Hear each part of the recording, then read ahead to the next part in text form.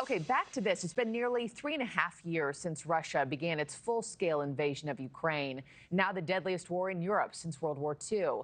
And as you know, President Trump vowed that he would end that war in the first 6 months of his new term, but the fighting continues, both sides launching drone and missile attacks overnight. NewsNation's Robert Sherman is live for us in Kyiv this morning, taking us directly to the front lines with everyday Ukrainians. Robert, good morning to you. What's the latest on the ground in Ukraine?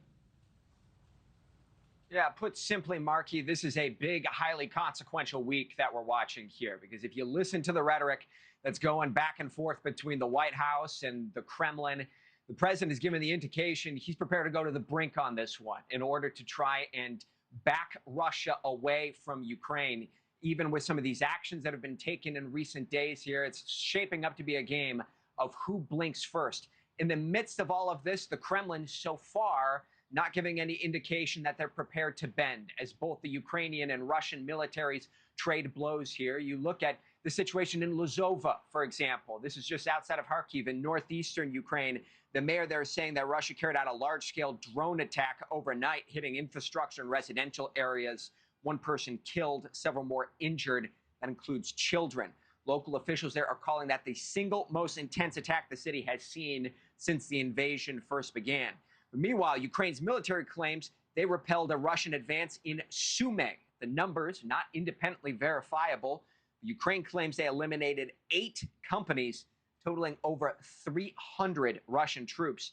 And as all this fighting continues on here between Russia and Ukraine, the White House throwing in a last-ditch effort at diplomacy, with Special Envoy Steve Witkoff expected to make the journey to Russia here this week.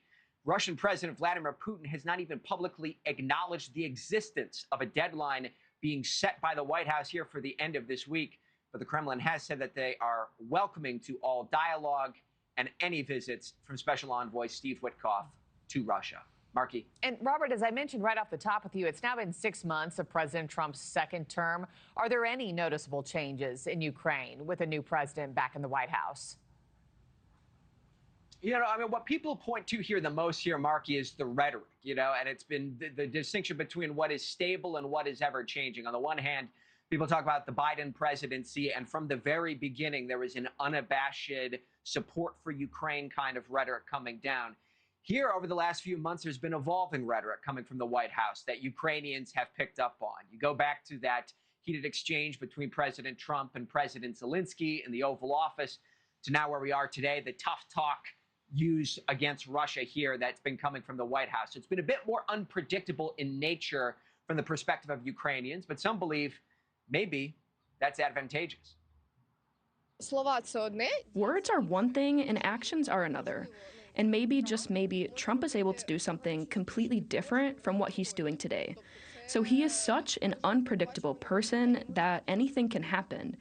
And I think that's exactly what all of Ukraine is thinking. Biden was very understandable, but basically without much action.